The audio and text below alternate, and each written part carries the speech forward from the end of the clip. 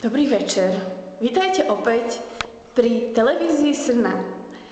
Pri príležitosti blížiaceho sa sviatku svätého Valentína sme sa aj my rozhodli prispieť a ukázať vám, ako si poradiť, aj keď ste nešťastne zamilovaní.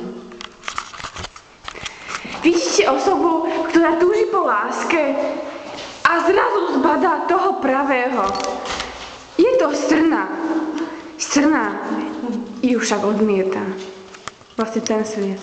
Srnec ju odmieta. Naša zamilovaná sa však nezdáva a vyťahuje svoju poslednú iskierku nádeje, ktorou je v rece. On ho zabalí Srnu aj s majiteľkou.